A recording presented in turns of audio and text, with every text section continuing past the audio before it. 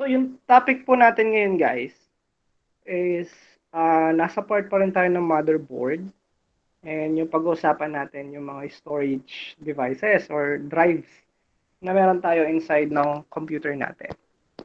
So alam naman natin no last time pa na pinag-usapan natin when we talk about storages, marami kasing part ng storage. Last time pinag-usapan natin yung RAM. Ayan, no?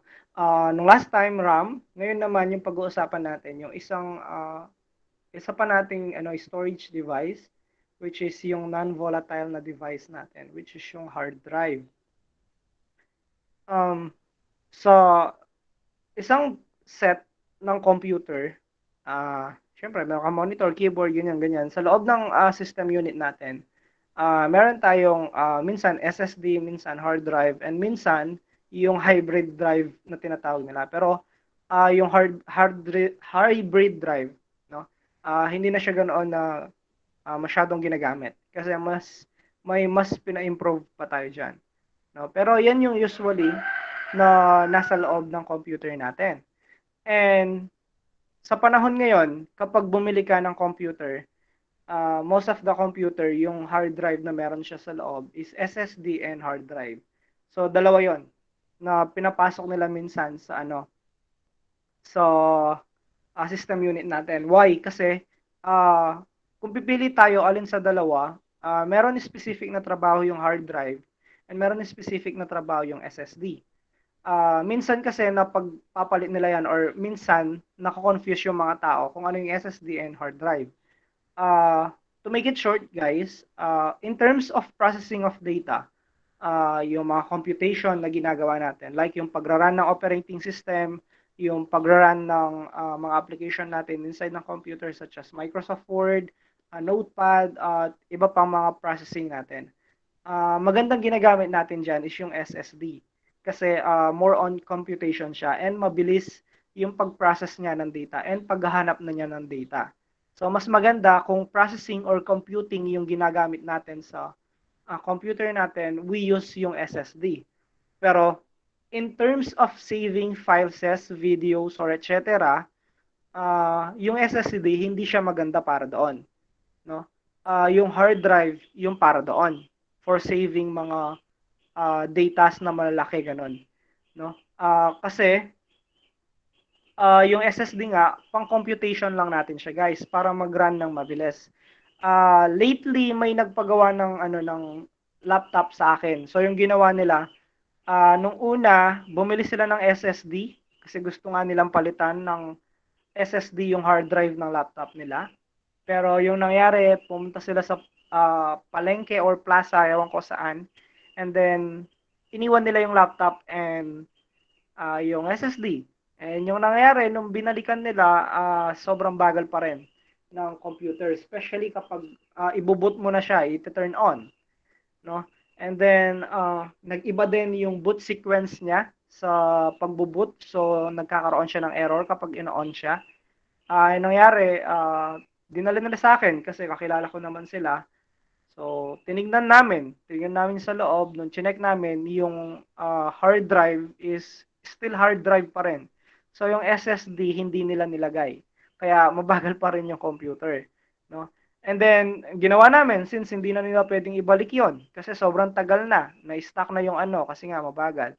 So, bumili ulit sila ng SSD. So, ginawa namin kahapon, pinalitan na namin yung hard drive to SSD, 250 plus yata gig na SSD.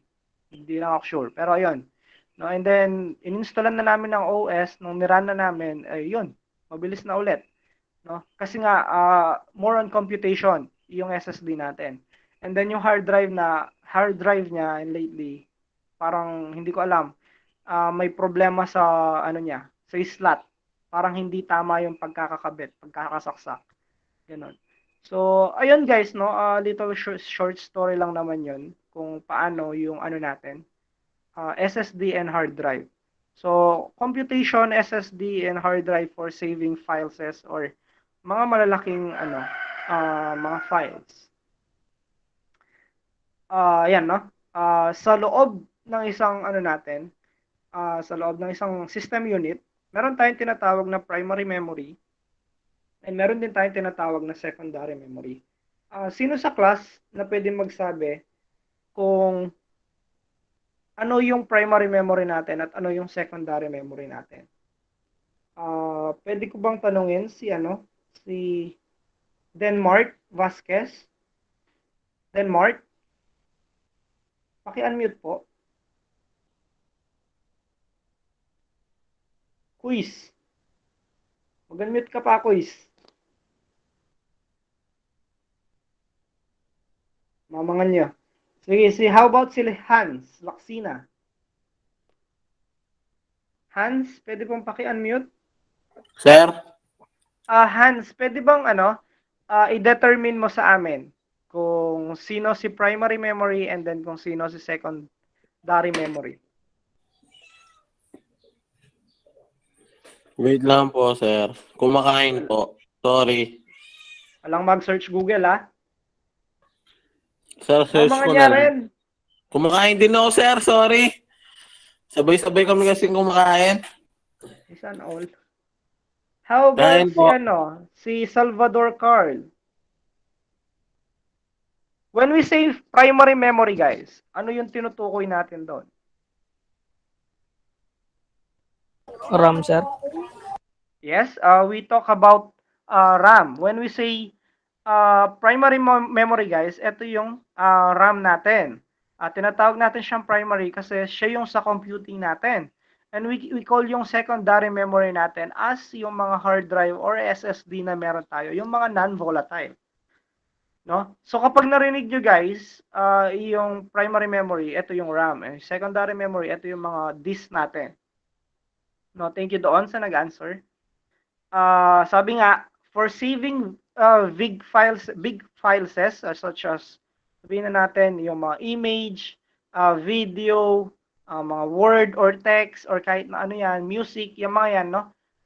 We can save sa hard drive natin.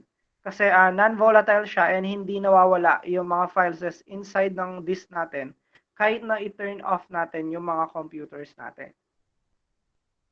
Meron tayong types of storage drives dito. Yung una ay yung tinatawag natin SSD or yung solid state drive. Yung pangalawa yung hard drive, no?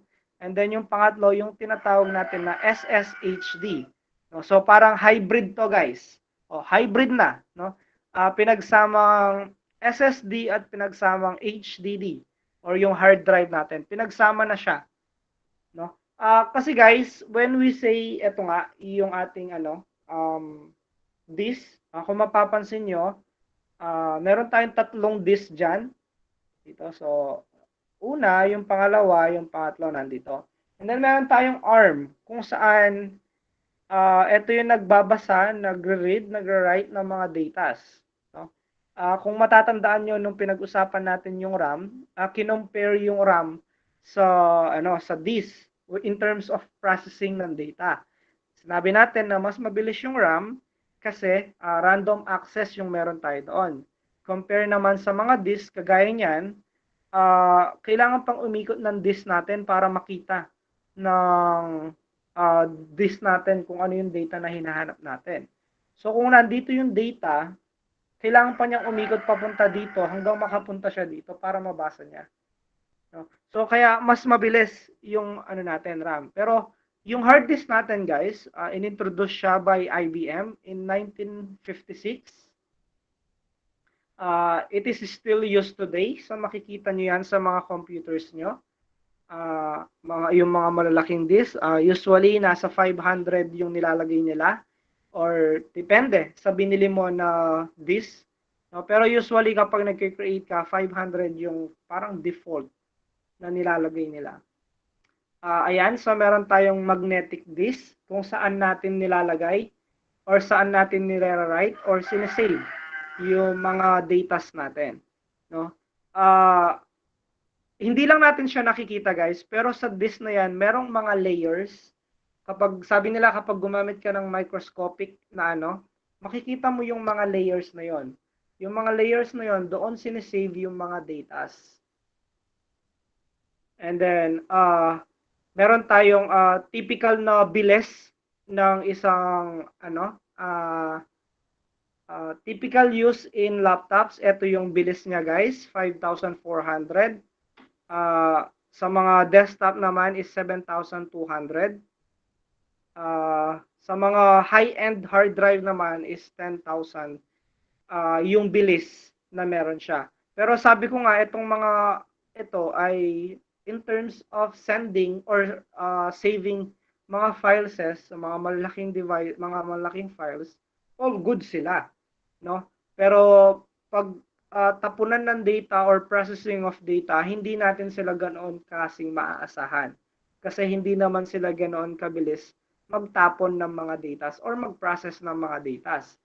So, yung hard drive natin, ayan, yung unang panahon, no, ito yung ginagamit nila.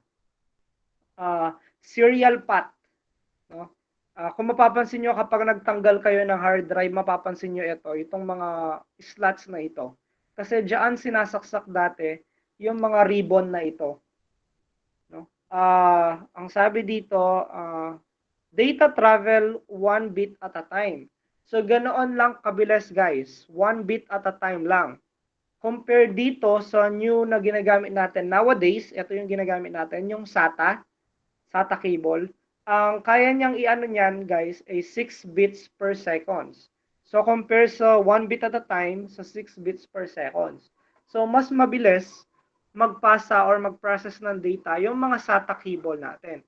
Kaya usually kapag binuksan nyo yung mga computers nyo, yung makikita na natin ngayon, ay hindi na yung mga IDE pata natin or yung mga ribbon na tinatawag natin. Ang ginagamit na ngayon ay yung mga SATA cable na meron tayo. Kagaya nito. Meron tayong dalawang architecture ng hard drive is yung 2.5 inch and 3.5 inch. So usually, syempre, obviously, ginagamit yung mga 2.5 sa mga maliliit na devices such as laptops, mga ganun. Yung mga hard drive na 3.5, syempre, sa mga desktop. Next, meron tayong pangalawa, kanina yung disk drive natin, ngayon naman yung mga SSD natin. So yung SSD natin have no moving parts. So compare dito sa drive natin, meron siyang moving parts, kaya mabagal siya. Compare naman sa SSD natin, wala daw silang moving parts. Use flash memory chips to store data. Yung mga memory module natin, guys, kung matatandaan nyo yung sa mga RAM, yung mga memory modules doon, parang ganun or ganon yung sa SSD natin. Mga flash memories na lang siya.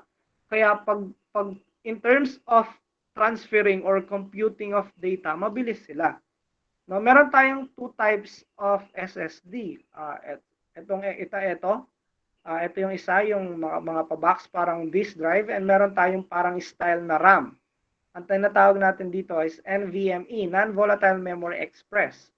So, kung yung hard drive natin or yung mga SATA na ay mga tawag dito, SSD natin, SSD, no, ganito yung ginagamit natin, SATA cable.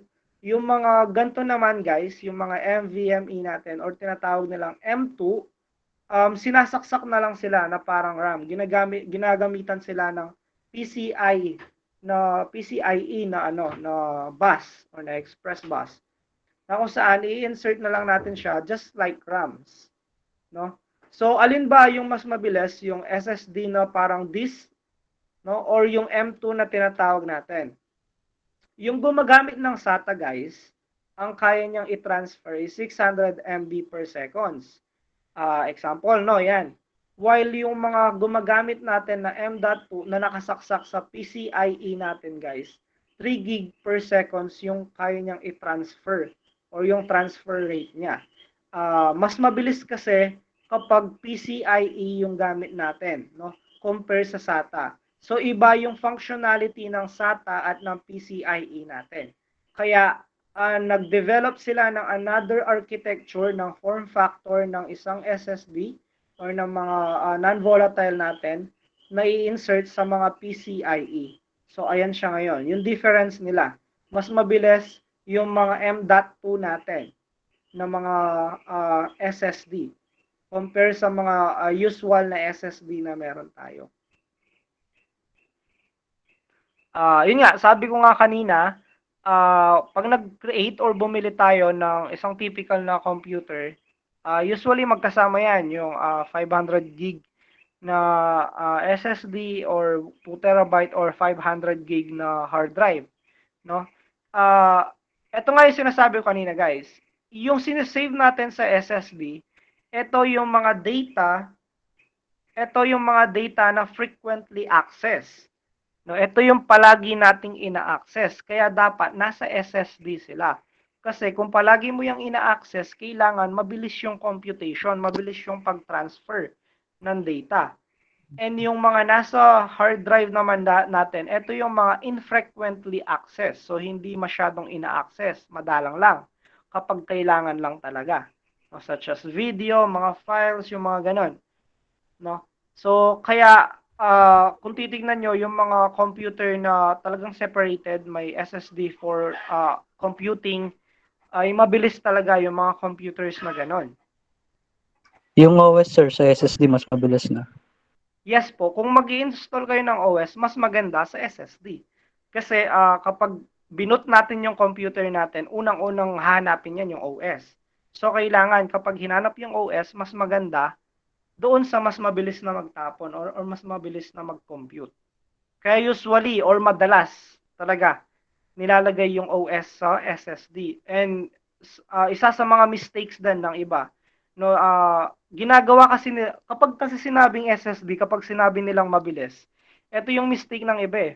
Ang ginagawa nila, iniisip kasi nila, nasa mindset nila, na kapag nag-click ka ng something sa computer mo, mabilis mag-pop up. Kaya usually, ang ginagawa nilang storage device is yung SSD talaga. Hindi nila ito tinitingnan as computing ng mga ng mga files or ng mga frequent na ina-access natin. Kaya yung sabi ng classmate natin, mas maganda talaga yung OS nasa SSD natin. Kasi unang-una siya yung hinahanap ng computer natin kapag binut natin yung mga computers. Pwede naman, alisin mo na yung hard drive mo, and then bili ka ng 100 terabyte na SSD para mabilis nga naman. Pero yung problem natin guys, is magiging super expensive ng gagawin natin. Kung 100 terabyte yung bibilin mong SSD. Kaya 'di ba yung typical na nangyayari, pinagsasama na lang yung dalawa. Pero kung mayaman ka talaga, you can do this, no? Yung bili ka ng malaking klaseng SSD. Pero yun nga, too expensive para sa atin. Ayun, no? So, meron kang hard drive, meron kang SSD. So, yung hard drive for saving files, yung mga infrequent na mga ginagamit, and yung SSD, ito yung mga frequent na ginagamit. So, meron naman tayong tinatawag na SSHD or yung solid state hybrid drive natin. Combine the uses of magnetic disk and flash memory. Kung mapapansin nyo itong sa gitna guys, ito yung SSHD natin. So combination siya ng SSD which is yung mga flash memory natin and then ng disk natin. No? So yung mga infrequent use data natin, kapag bumili ka for example ng SSHD, nilagay mo sa computer, automatic yung infrequent data, automatic papasok 'yan sa natin sa hybrid drive natin or yung HDD na part natin. While yung mga frequent naman na ginagamit natin pumapasok doon sa SSD na part or sa flash memory natin. No? So kung makikita nyo, automatic 'yan. Kapag bumili ka ng SSHD, sinaksak mo sa computer, automatic alam niya kung saan niya ilalagay yung data. Kung frequent Sir, access SATA ba pa rin 'yan? ba yung sinatakbo? Po? Sa SATA pa rin siya or PCIe? Opo. SATA pa rin po siya. Yung PCIe Okay. kasi natin, iba yung mga M.2 lang eh. Ayan, no? Ayun nga, kapag nagsisave ka ng data, automatic alam ng computer or alam ng is siya na yung mag-assign kung saan niya ilalagay yung data. Bakit? Sabi dito, the firmware in the drive will learn and decide by itself where to store the data. So yung SSHD nyo guys, meron siyang tinatawag natin na firmware or yung software or yung application inside ng SSHD will learn by itself kung yung data na sinesave nyo ay infrequent ba siya or frequent ba siya. So, intelligent na yung SSHD natin. Hindi na natin siya kailangan i-command kung saan ilalagay yung mga data na sinesave natin. So, ayan yung kinagandahan. Instead na bumili ka ng 100 terabyte na SSD, no? Bakit hindi ka na lang gumanito, no? Mas ano pa siya, mas convenient kasi may convenient naman siya, may combination siya ng HDD and SSD for processing or for computing and then for saving sa mga big files na meron tayo. Pero guys, remember na kahit gaano pa kaganda yung hard drive nyo, kahit gaano pa kabilis yung mga hard drive mo, prone pa rin po yan sa mga accident or prone pa rin po yan na masisira. No? So, hindi porket bumili ka ng magandang SSD or SSHD, hindi na yan, tawag dito, hindi na siya prone na masira. Still, device pa rin siya na, na prone sa mga ganyan na classes. So, still, we need to be careful in terms of using yung mga devices na yan. Meron tayong tinatawag na defragment dito, guys. Sabi niya, defragment reduces the amount of fragmented files on a hard drive. It recognizes related data files and puts them in the same physical location. Anyone here, guys, na nakarinig na kung ano yung defragment or kung ano yung ginagawa ng defragment?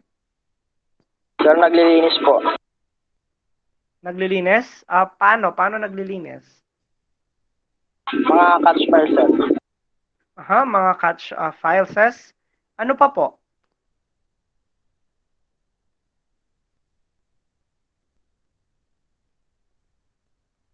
Anyone pa po may idea kung ano yung defragment?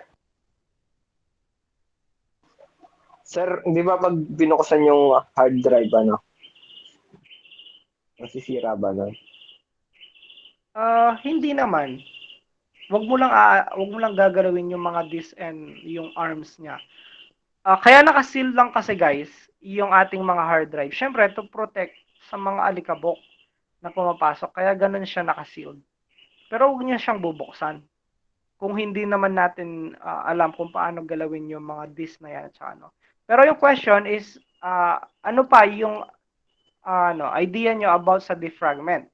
Sabi ng classmate natin kanina, paglinis ng mga caches files. Yes, kapag lininis mo yan, obviously, bibilis yung computer mo. Kung papapansin nyo dito, guys, sabi niya,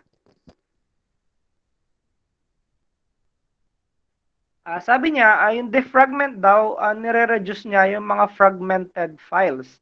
When we say fragment, guys, ano meaning nito? Piraso, sir. Piraso. No, let's say pieces ng, for example, the fragment of a glass, ganun, no? Piraso ng mga nabasag na baso, ganun. So, may sinasabi siya dito, yung defragment daw, binabawasan niya yung mga piraso ng mga files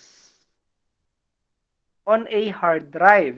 So, ibig sabihin pa, yung hard drive natin, it is store a fragmented files, guys. Sabi niya, it recognizes related data.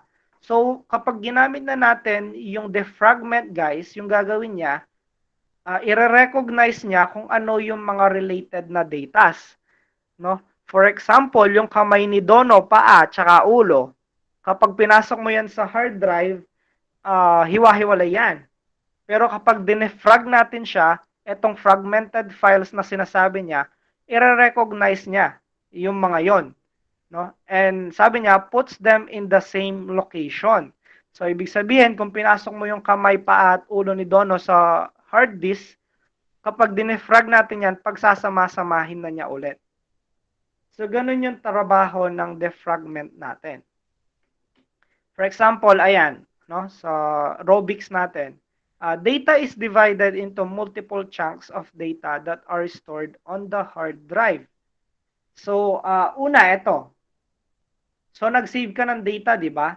So, hindi yan naka-defrag yan, no? Ngayon, pinlay mo yung fragmented mo, yung nag-defrag ka. Yung gagawin ng yun, automatic, aayusin niya yung mga fileses na yan, ayusin niya until mapagsama-sama niya yung mga related na mga data. Yun yung tinatawag niya kanina na babawasan niya yung fragmented files. And then, i-recognize niya yung mga related na mga data. So, kung makikita nyo naman dito, inayos niya. No, until naging perfect niya and napagsama-sama niya yung mga fragmented files into one location. Yung mga related, no? Another example, ito, para mas maganda. So, dito, yung hard drive natin, wala siyang laman. So, yung nangyari dito, guys, nag-save ka ng files. Ito, si Green. Nag-save ka na naman ng another files. Ito yan. Then, nag-save ka na naman ng another files. Ito yan. Yung mangyayari ngayon, syempre, magsisave ka pa ng another files. No? So, paliit ng paliit yan, guys. Until then, na yung mangyayari, mauubusan na ng extra space yung mga ibang files na isi-save mo. So, automatic, yung gagawin ng hard drive natin, for example, dito na part. 'Di ba? May yellow tayo na data dito. Pinaghiwa-hiwalay na niya. Ganun yung gagawin ng ano natin, hard drive. Pag occupied na yung mga spaces dito, ang gagawin niya, hahanapin niya yung parts niya na wala pang laman, and then doon niya ipapasok yung mga data. Doon na yung mga fragmented files natin ngayon. Kasi naghiwa-hiwalay na yung mga data na yon. Kung mapapansin nyo yung part na to. No? So, hiwa-hiwalay na yung mga data. Kasi nga, hindi na nagkasya yung mga files natin or yung mga pinapasok natin. Kasi occupied na yung maraming space. Ngayon, naka-fragmented files tayo, yung possible na mangyayari dito sa computer natin ay babagal siya. No? Kasi nasa disk tayo, guys. Iikot yan. Hahanapin niya yung mga data. No? So, kailangan nandito yung dalawang data, nandito yung isa. So, papaikot niya hanggang sa makapunta siya dito, mariread niya. And then, itong dalawa na to, kailangan pang umikot ulit para makita siya dito. Kaya, bumabagal po yung computer natin. Nagigets po ba yung defragment? Opo. Opo, sir. Yun. No? So, ayun yung ginagawa natin. Ngayon, ang gagawin mo ngayon, pupunta ka sa computer mo, search mo yung defragment, ida-defrag mo siya. Ang gagawin ng computer mo nun, yung hard drive mo, kasi may command na kailangan mo mag-defragment. So, pagsasamahin mo yung related files. So, gagawin niya, hahanapin niya lahat yon, aayusin niya ulit yung mga files, and then, ayun na, hanggang sa napagsama-sama niya ulit. No? Aayusin niya ulit, i-reorganize niya yung lahat ng mga files ulit. No? Until then, na mapagsama-sama niya at magiging mabilis na ulit yung computer natin. Yun yung sinasabi kanina ng classmate natin, no? Nililinis or inaayos niya yung mga caches na files natin para mabawasan yung bagal. Pero the end of the day, guys, iikot pa rin yung disk natin. Hahanapin pa rin natin yung data. Kaya ayun yung nangyayari sa mga disk drive natin. Kaya hindi sila pwede yung mga computation ng mga data talaga. Pang save lang talaga sila ng data. By the way, kung gusto nyo makita yung defragment, search nyo lang, guys. Search nyo lang. Ayan, defragment and optimize drive. So, analyze nyo and then optimize and then defrag nyo na lang kung gusto nyo gawin. Ganun lang naman yon. Next is we talk about drives. Yan, no? Meron tayong tinatawag na mga RAID drives. Sabi dito, storage is another very important part of a fault tolerance. No? So, dapat, for example, nasa isang malaking company ka.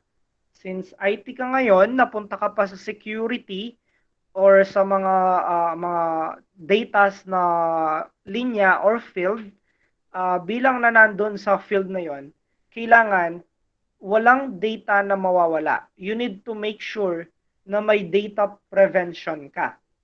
Ayan po yung trabaho ng RAID natin or Redundant Array of Independent Disks. So meron po tayong types of RAID. So meron kang RAID 0, RAID 1, RAID 5, RAID 10. Add mo na yung RAID 6 dito. Ay, sura na. Ayan, no? So, ulit, nasa field ka ng security na kung saan doon sa part na kailangan mo mag-create ng mga raids na mga kailangan walang ma-loss na data kasi nasa big company ka.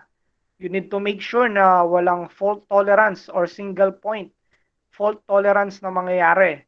No, na kapag nasira yung hard drive mo, walang data na mawawala. So possible po 'yan sa ating mga raids. Una, meron tayong RAID 0. So sinabi dito, yung RAID 0 is not a fault tolerance. No? So hindi natin siya mako-consider na magandang RAID talaga. Kasi unang-una, yung RAID 0 natin guys, kapag nagpasok ka ng data, for example, A1, A2, A3, A4, B1, B2, B3, B4, and etc. No, meron kang apat na disk sa isang company. And then ginamit mo RAID 0. And then yung nangyari, nagka-problema ka. Namatay yung disk 4 mo. So lahat ng data kay disk 4, anong mangyayari? Loss. Kaya hindi Parang po siya backup siya, fault. sir. Ano 'yon? Parang backup lang siya. Oh, parang backup lang siya. No, nire-write niya lang yung mga or hindi siya backup, totally backup. Kasi nag-create ka ng apat na disk, pero yung mga datas mo, hinihiwa-hiwalay niya lang. I mean, syempre, sabihin natin, pumasok si Microsoft dito, pumasok si PowerPoint dito, pumasok dito si Excel, pumasok dito yung presentation mo para sa ano, sa board meeting. Eh yung nangyari, yung disk na to nawala. So lahat ng files mo sa board meeting mawawala. 'Di ba? So hindi siya convenient, guys. Hindi siya fault tolerance kasi nawalan ka ng data. Yung ano natin sa RAID, no data loss prevention. Yan yung reason natin sa RAID. Kailangan wala kang datang mawawala. So hindi pwede yung RAID 0 natin para sa mga malaking company. Punta ngayon tayo sa RAID number 1. Sabi dito, yung RAID 1 natin is a fault tolerance daw siya. Kung mapapansin mo, nagpasok ka ngayon ng data. Ang ginawa niya, niya, nag-mirroring siya. Si Microsoft pumasok dito, tapos nag-mirror siya ng Microsoft dito. PowerPoint, nag-mirror siya ng PowerPoint. Excel, nag-mirror siya ng Excel. Presentation sa board, nag-mirror siya dito. So, namatay ngayon yung drive 1 natin. May backup ka. Walang data na nawala. Pero anong nakikita nyong disadvantage dito, guys?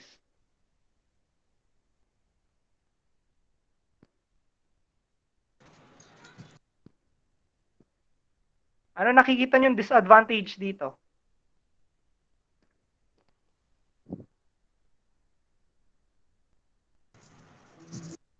Sir, makakapi po yung file sa drive 2. Disadvantage ba yon? Sir, konti lang yung storage. Exactly. Hindi yun, ano yun, no? Yung pag-copy natin, yung pag-mirror natin is a-advantage ng RAID 0, RAID 1 natin, guys. Kasi yun yung purpose natin, magkaroon tayo ng fault tolerance. Na kahit masira yung drive, may backup ka pa rin. Ang problem, meron kang drive 1, drive 2. Ang mangyayari, yung disk na magagamit mo, konti lang. Sabihin natin, 1 terabyte ito. 1 terabyte ito. So, total of 2 terabyte, guys. Pero yung magagamit mo lang talaga is 1 terabyte. Kasi nga, nagme-mirror ka dito. So, yun yung, kailangan natin pagbayaran if we want yung mga backup natin to be safe, yung mga files natin to be safe. Yun yung kailangan natin na i-risk. Bibili ka nga ng ilang mga drive, tapos i-mirror mo naman, yun din, no? Pero yung kagandahan, may backup ka once na nasira yung isang drive. So, yun lang yung disadvantage natin. Ganun pa din. Kahit 2 terabyte yan, meron ka lang 1 terabyte na magagamit. Now, meron ka ngayong RAID 5 na tinatawag. So, again, meron kang 4 na disk. Kung mapapansin nyo guys, meron kang, nagpasok ka ng data. Pupunta yan dito, dito, tsaka yan, pababa, no? So, mapapansin nyo, A1, B1, C1, at saka D parity. May A2, B2, C parity, at D1. Same thing dito kay this 3 and this 4. Ngayon, anong ginagawa ni parity? Para saan ba itong parity na ito? Sa RAID number 5 natin guys, or sa RAID 5, yung parity natin guys, it stores yung mga datas na kasama nila. For example guys, si this one nasira. No? Ang mangyayari ngayon, nasira yung mga files na A1, B1, C1. Anong mangyayari? Anong mangyayari guys?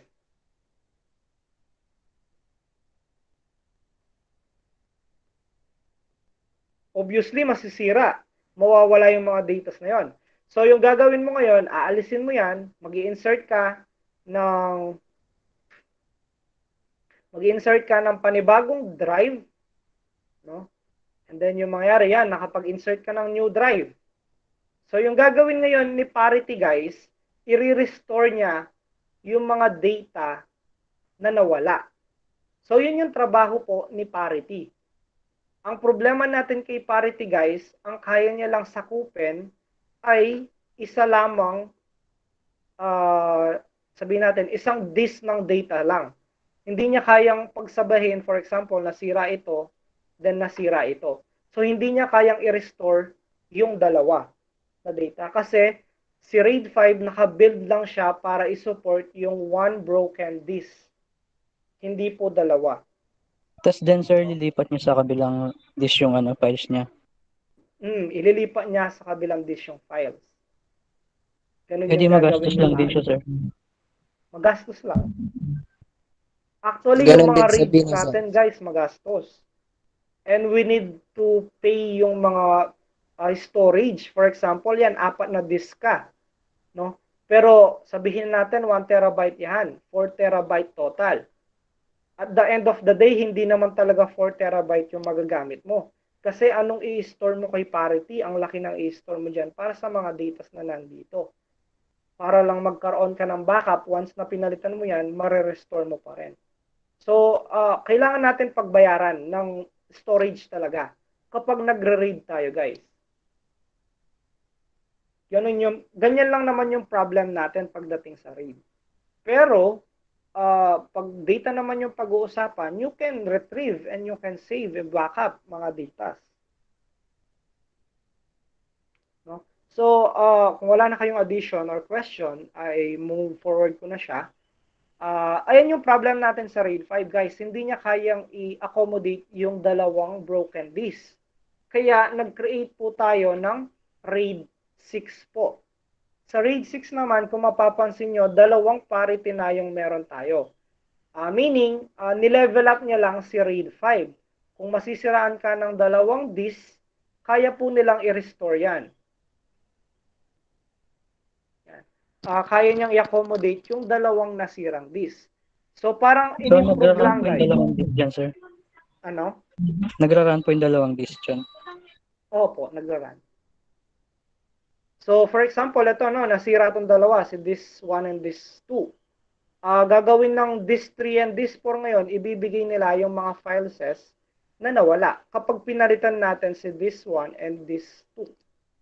So, same thing lang din kay disk 5. Difference lang, si RAID 6, kaya niyang i-accommodate yung dalawang broken disk. Kasi nga, dalawang parity naman yung meron tayo. No? And meron tayong nilagpasan, ito si RAID 10. Si RAID 10 guys, combination naman siya ni RAID 0 and RAID 1. Kung mapapansin nyo, kay RAID 1 may A1, A1 ka, A3, A3, A5, A5, A2, A2, A4, A4. Parang ganun. So more on backup lang din tayo kay RAID 10. No? So kung marami kang tawag dito, marami kang mga nakatambak na hard drive, pwede kang mag-create ng mga RAID. No? Nasa disk management naman yon. Makikita nyo naman doon kung paano mag-create ng mga RAID na ganito. Search nyo lang naman sa computer, disk management, Then tingnan nyo doon kung paano kayo makakapag-create ng RAID. No? Pero ayan, yung RAID 10 natin, pinagsamang RAID 0 and RAID 1. Mirroring Mirroring of lang din data. siya, sir. Opo. Pero dalawang disk po yung na-occupied mo. Dalawang disk yung occupied. So again, magastos pa rin siya kapag ganyan yung ginawa natin. Pero kaya mostly guys, yung mga companies talaga, no, aside from the server na meron sila, no, they are using syempre yung mga RAIDs na ganito. Pang backup pa. Do kung malaki naman yung server mo, tsaka meron naman tayong mga clouds ngayon. So kahit hindi ka gumamit ng mga RAIDs na ganyan, meron kang clouds kung saan makakapag-retrieve and makakapag-save ka ng mga data. Pero sinama ko lang siya sa discussion para at least may idea tayo pagdating sa mga RAIDs ng mga disk natin. Syempre guys, pag pinag-uusapan natin yung mga ganyan, malaking bagay pa rin, no, pagdating natin sa mga local authentication natin. Like sa mga switch natin or sa mga router natin. Data pa rin naman kasi yung pag-uusapan natin. No? So authentication credential are stored on a local device must be individually administered. Ito yung ano guys, 'di ba sa mga routers natin, kapag i-access natin yung ano natin, yung IP address, 'di ba may mga username? Ano daw, may nag-comment.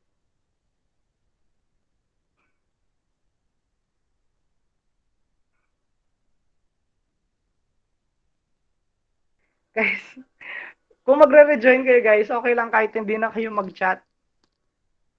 Madidistract ko eh. Wala ko din kayo sasabihin. Sige, tuloy lang, no? Sa router, guys, ayan, no? Pagdating natin sa router, kung pupunta tayo doon sa credentials natin, mag-a-ask siya ng username and password.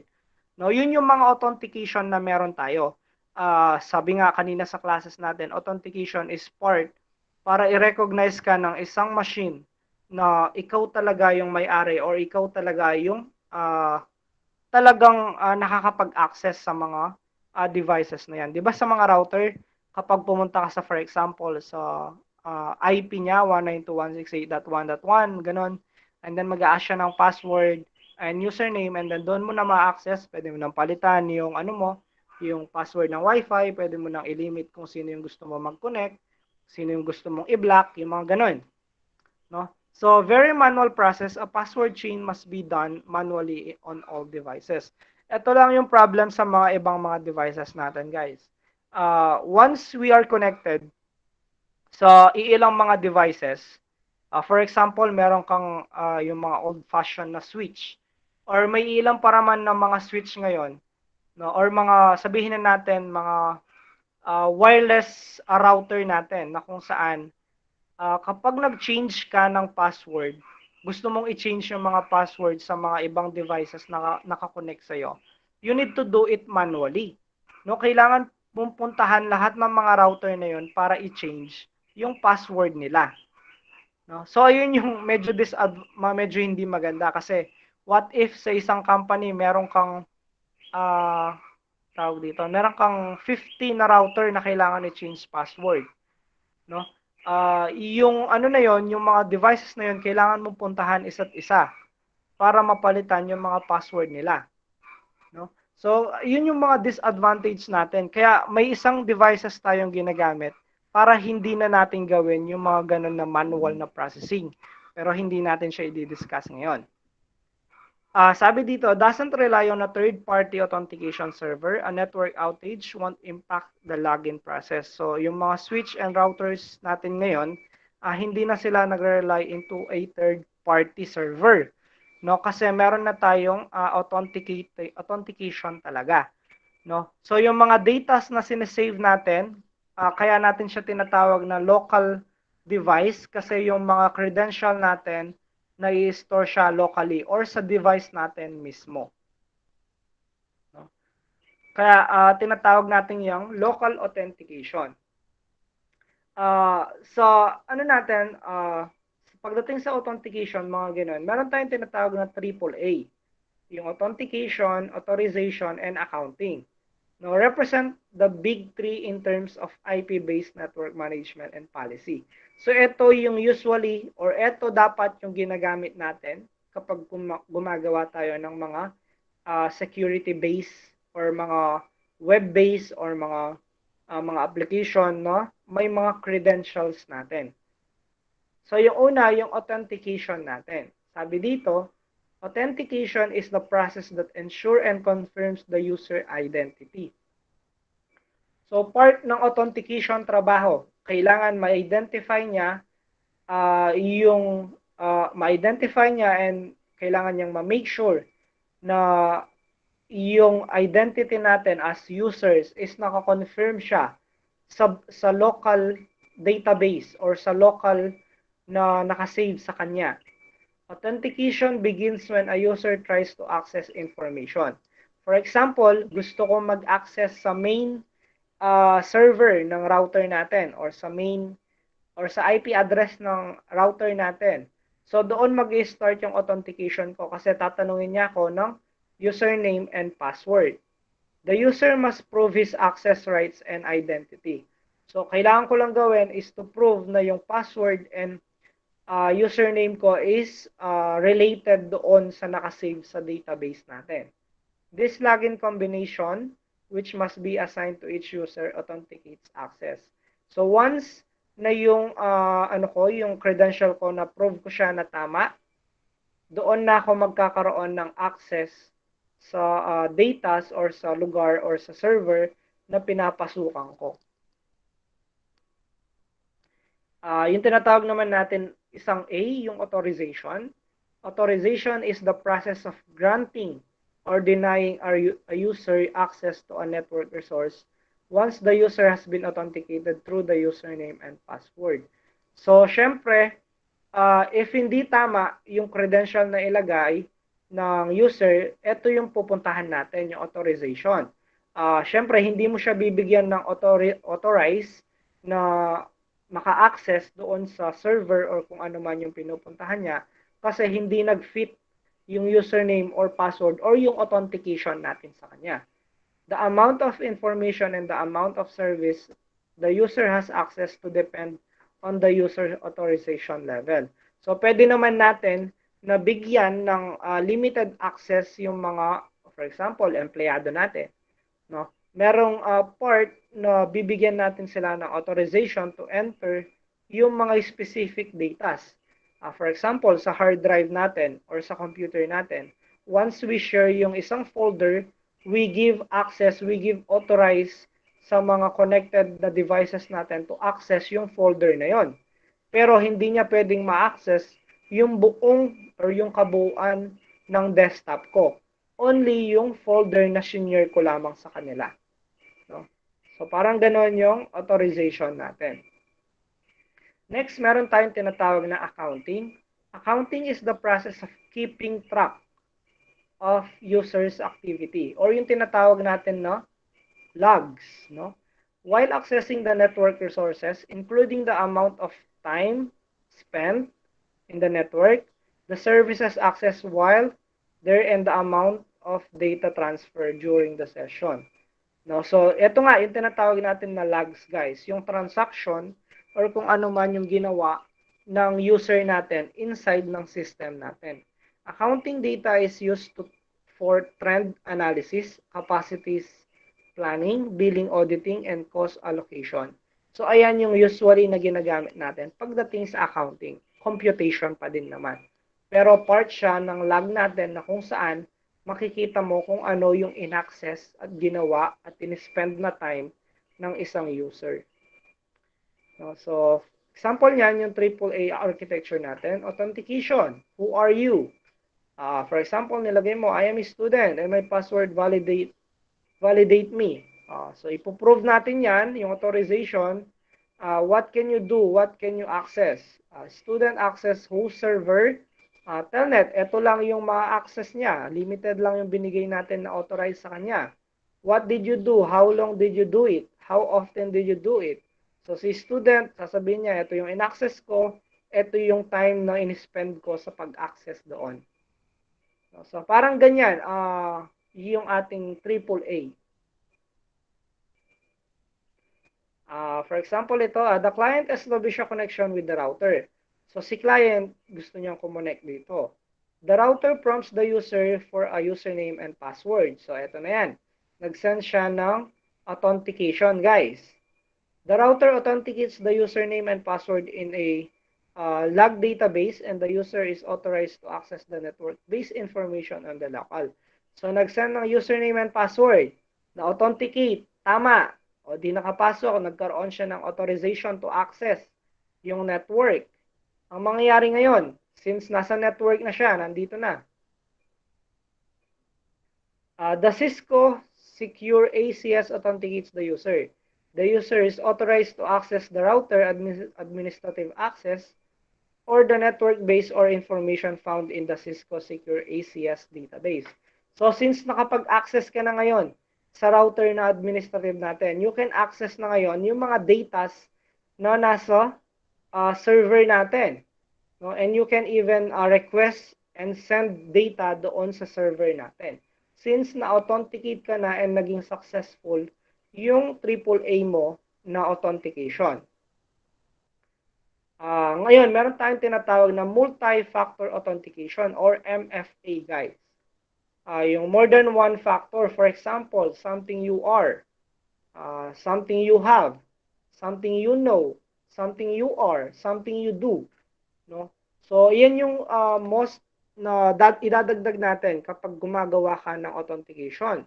No, dagdagan mo na para maging multi-factor authentication siya, para hindi username and password lang. And mas maging secure yung data mo. No? So, can be expensive, like, for example, what do you have? So, what do you have? Something expensive. Sabihin mo, hardware tokens, ganun. Specialized specialized scanning equipment. Sabi dito, something you do or something you are, something you know. Ito. Scanning equipment, ganun. No? So, ganyan yung mga multi-authentication natin. Can be inexpensive. For example, what you have, free smartphone application, yung mga ganun. Sa ano natin, guys, even though meron tayong authentication sa AAA, no? So, one of the more common AAA protocols supported on a wide variety of platforms and devices, not just for dial-up. Meron tayong tinatawag na Radius po, or Remote Authentication Dial-up User in Server. Sabi dito, centralized authentication for users, so routers, switches, firewalls, server, VPN, tsaka network access. So yung Radius po natin, guys, itong protocol na ito, para mas maging secure pa po yung ating server or yung ating mga datas, gumagamit po tayo ng tinatawag na Radius. Itong Radius na ito, guys, embedded po sila, for example, sa routers, sa switch, or sa firewalls. For example, itong image po na ito. So, meron kang remote client access. Sabihin mo na nasa bahay ito. Meron ka sa office, wireless client devices. And meron kang wireless access point and meron kang remote access server. And then, ito yung mga datas na meron ka. So, for example, si client, nag-access siya through internet. Kumonect siya dito sa remote access server. Si remote access server ngayon, gagamitin niya yung Radius natin. Meaning, gagamit siya ng AAA or yung authentication natin. Ngayon, kapag tama yung authentication na binigay natin, doon pa lang tayo bibigyan ng access doon sa mga server natin. So, kagaya na sabi ko, yung Radius po, no? Yung protocol na ito, naka-embed po siya sa mga routers, switchers, and iba pa pong mga devices na meron tayo. To make sure na gumagana po talaga yung ating security. So, future po siya ng ating AAA. Security requirements means asking, what asset do we need to protect? Siyempre, kung magiging part ka ng security team, kailangan mong tanong ito sa sarili mo. Ano yung mga kailangan mong i-protect? How are those assets threatened? Yung mga, for example, na-identify mo na kung ano yung ipoprotect mo. Paano ba mati-threaten yung mga data na yon? What can we do to counter those threats? No, determining security objective and risk profile. Perform security risk assessment. Select, implement, monitor, and control. So, ayan po yung mga kailangan natin gawin. No, tignan mo kung ano yung magiging objective mo sa paggawa ng security na ito. Gumawa ka ng risk assessment. After nun, i-select mo or implement mo or i-monitor mo yung mga kailangan i-monitor or i-select mo yung kailangan mo kailangan i-improve and then i-implement mo yung gusto mong i-implement.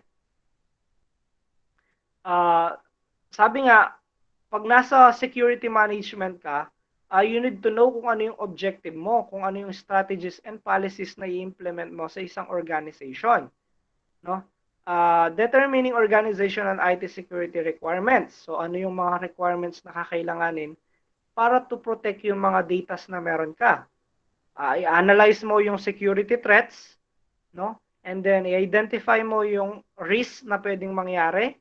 Ano yung mga kailangan protocols, ano yung mga security na kailangan i-implement, ano yung kailangan mong monitoring the implementation and operation of safeguard. So, kung nag-implement ka ng isang protocol or gumawa ka ng isang protocol, kailangan mong i-monitor yun kung ano yung ginagawa, kung nasi-shield niya ba talaga yung mga threats na pumapasok sa iyo or kung may butas ba yung in-implement natin. Kailangan ma-monitor mo yon.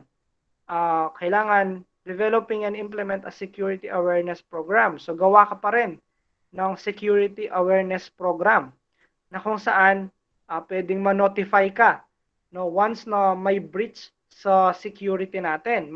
Mabilis yung awareness mo, mabilis mong madedetermine, mabilis mong malalaman kung saan yung breach na nangyari. No, detecting and reacting to incident. Para mabilis yung pag-react mo sa pag-breach ng mga hacker sa datas mo. Ito yung life cycle natin pagdating doon. So, una, mag-plan ka, establish policy, define objective and processes. So, i-define mo muna kung ano yung mga policies na i-implement mo, kung ano yung objective ng protocol na gagawin mo, and kung ano yung process na gagawin mo. After nun, mag-act ka na. Take corrective and preventive action. Anong klaseng system ba yan? Anong klaseng firewall ba yan? Anong klaseng ano ba yan? Anong gagawin niya? Anong action ni gagawin niya? Ikikip niya ba or papatayin niya ba yung virus? Or ikikip niya lang yung virus in a certain place? No? So, assess and measure and reports results. So, after mong makapag-act dyan, gawa ka na ng assessment report and result. Kung ano yung naging result. Para malaman mo kung ano yung kailangan i-improve. So, may mga graphs ka dapat. Meron ka dapat mga result, numbers, na kung saan makikita mo saan mahina yung firewall mo, ano yung kailangan improve mo sa firewall mo. And after mo magawa yan, implement mo yung policy and control and processes ng iyong firewall. No? So, ayan po yung life cycle na meron po tayo pagdating sa security po natin. Unang-unang kailangan din natin gawin pagdating sa mga threats sa mga data or sa mga devices natin. You need to do yung research the threats. And the threat actors, no? Mag-research ka patungkol doon sa mga threats na pwedeng pumasok sa iyo. Yung threats kasi it can be outside, it can be inside ng company. Sabi dito, data is everywhere, hacker group profiles, tools used by the attackers, and much more. So bilang researcher ng threats, no, kailangan ma-identify mo kung anong klaseng hacker sila, kung anong klaseng tools yung ginagamit nila to hack yung data nyo or yung system nyo. Baka naman kasi nag-research ka nga, hindi mo naman re-research yung tools na ginagamit ng mga attackers mo. Yung nangyari, yung ginagamit na tools ng attackers mo, ginagamit mo pala para sa pag-research ng mga threats, no? Or pagpasok sa mga servers mo, di nakuha ka din. No? So, you need to do yung kung anong klaseng hacker, kung ano yung tools na gamit nila. And then after mong ma-determine yun, make decision based on this intelligence. Siyempre, hindi ka naman pwede magpadalos-dalos na gumawa ng threat assessment. Na for example, hindi mo ginawa yung second part, yung pag-identify ng mga hackers or yung mga tools. And then nag-implement ka. Wala ka namang ganong klaseng intelligent kung ano yung nangyayari, kung ano yung threats na pinapakita or pinapasok sa inyo. So magiging mali pa rin yung decision or yung threats prevention natin. Kasi hindi tama yung kaalaman natin doon sa threats. No? Used by researcher. Ito yung advantage kasi kapag nag-research ka. Security operations teams will benefit and the others will benefit. No? So malalaman ng security operations teams kung ano yung pumapasok na threat sa kanila. Kung ano yung kailangan na iwasan nila. Next, kapag gumagawa ka ng assessment, make sure na alam mo yung vulnerability ng system nyo or ng server nyo. No? Magparan ka ng scanner or vulnerability scanner na kung saan makikita mo kung alin sa mga pintuan yung bukas. Na after mong ma-identify yan, doon ka na mag-add ng security doon. Titignan mo kung ano yung nakapasok, kung ano yung pwedeng possible na matamaan agad doon sa pintuan na nakabukas. And then doon ka mag-decide kung anong plan, kung anong klaseng steps yung gagawin mo para i-kill yung mga nakapasok na mga commands. No? So, sabi ko nga, test from the outside and inside. Don't dismiss insider threats. So, threats will be outside or inside ng company. So, you need to be careful pa din. Gather as much information as possible. We'll separate wheat from the chaff later. So, you need to gather more information para malaman mo kung anong klaseng threats yung kaya niyang gawin. Minsan kasi minimal lang naman yung nagagawa na mga damage ng mga viruses. Especially kung yung nangyayari lang ay mga click link lang naman na hindi naman ganoon nakakapekto. Pero we need to make sure no na yung virus na nakapasok sa atin is hindi siya command na kung saan pwede niyang sirain yung system mo or yung hardware mo. So you need to gather more information. Ayan no, so vulnerability scan results. So make sure na pag nag-scan ka, ito yung titignan mo, baka wala kang firewall, baka wala kang antivirus, baka wala kang spyware, or mali yung configuration mo sa server nyo. Naka-open share ka ba and guest access ka pala, hindi pala siya private. Kaya nakakapasok yung mga uninvited guests. No? So real vulnerabilities, especially newer ones, occasionally the old ones. No? So kahit ano pa naman yan guys, no? Either old datas or new datas, still we need to keep it safe. Kaya kapag nag-run tayo ng scan, we need to make sure na meron kang firewall at iba pang mga controls. And yung configuration mo sa server mo, kailangan tama siya. Sabi ko nga kanina folder lang yung shinare ko. Hindi ko pala alam na naka-share na pala yung buong desktop ko. So they can access yung buong desktop ko pala. Next is ano yung kailangan mong gawin bilang nasa security management. Kailangan mong gawin yung penetrating test na ikaw mismo magte-test sa buong system mo. No? Mag-simulate ka ng attack. Kunyari, aatakihin mo yung system mo. And then, titignan mo kung alin yung part ng server natin or ng system natin na makakapag-exploit ng vulnerabilities or makakapag-expose kung saan makakapasok yung mga hackers natin.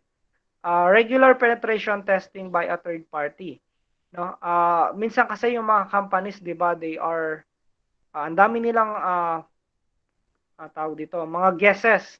No, minsan hindi natin alam na isa sa mga guess natin na 'yon can be a hacker.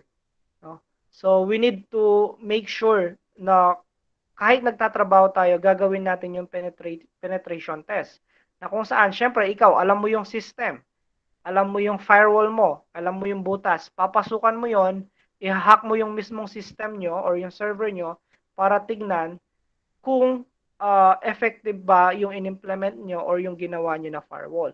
Pag hindi yan effective, so alam mo kung ano yung problema, you need to develop yung problem na yon. So yun yung penetration testing natin, guys. Na ikaw mismo, ihahack mo yung sarili nyong system. Parang dry run na rin yun. Next, yung posture assessment natin. Sabi nga, you can trust everyone's computer. You need to bring your own device, sabi nga. So, malware infection, missing anti-malware, or unauthorized application. Yung ano kasi dito guys, hindi natin alam na baka kasi yung mga devices na dala-dala natin ay may naka-inject na pala ng mga commands or mga viruses na minsan kapag kinonect na natin sila sa mga servers or sa mga ano natin, pwedeng gumapang yung mga virus na yon or yung mga commands na yon para makapasok mismo sa server or sa mga datas natin. So we cannot trust yung everyone's devices, no? Kailangan natin gawin, magkaroon tayo ng assessment sa mga devices na yon. So what happens when a posture assessment fails? So kung nag-fail yon is too dangerous para sa mga para sa mga datas natin ng server. So yung gagawin natin, i-quarantine natin yung device na yon or bibigyan mo lang siya ng limited na access para makapagtrabaho, no? Until na ma-fix yung issue nyo doon sa assessment, posture assessment. Kapag naging successful na, nag-run na lahat, i-run mo ulit yung posture assessment sa device. Kapag nakita mo na successful na, edi yun, bigyan mo na siya ng full access. Pero until then, na hindi nagiging successful yung posture assessment nyo, no? Na hindi kayo sure na walang virus na naka-embed doon sa device, no? Iko-quarantine natin yung device na yon. Risk assessment, syempre, identify assets that could be affected by an attack. So, i-determine mo kung ano yung pwedeng maging maatake, either hardware or yung mga data or yung mga iba. No, identify threats. Baka kasi mag-lost data tayo and ma-disrupt yung mga services natin. Determine risk, kung high ba yan, medium, or low risk lang. Pero even low risk, we need to terminate it. So, process assessment, make future security plans. So, if nasa, nasa tawag dito, kung nasa risk management ka, you need to make sure, no? Kung yung risk ba is low or ano man yan. And you need to make, tawag dito, you need to make future plans para sa security na meron ka. So, alam naman Sir, natin kailan lahat. namin gagawin? Alam naman natin lahat. Gagawin ba na yung namin yan, isang sir? malaking System company- security. Ano yon? Gagawin po ba natin yan? Ay hindi, ano lang to. Yung i-remind ko lang kayo guys. Yung subject na ito, CSS, is a more on opening lamang. Gagawin nyo yung mga ito sa advanced advanced networking. So baka next sem or next year, second year. Pero ngayon mga opening lang tayo, discussion and to have more ideas. So yung networking, doon nyo siguro Sige gagawin yung mga to. So again, auditing ko lang. So since sa mga companies, syempre malaking companies yan, meron mga vendors yan guys. Gumagamit sila ng mga payroll at iba't ibang mga klase mga management. So hindi natin alam if those vendors ay may mga embedded din, no, na mga risk. So we need to categorize yung mga vendors na yon and i-manage yung mga risk na dala nila. Especially kung yung vendors na yon meron siyang access sa cloud nyo or cloud ng company natin. So we need to make sure na we do yung lahat ng mga assessment na pinapagawa sa atin as security management. No? So, any question po guys regarding this topic?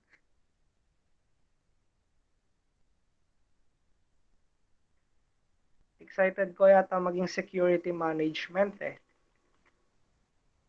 Ano po guys? Sir, kasama po Question. yan sa midterm bukas. Gusto nyo isama ko pa? Huwag na po. Wag na, sir. Na sir.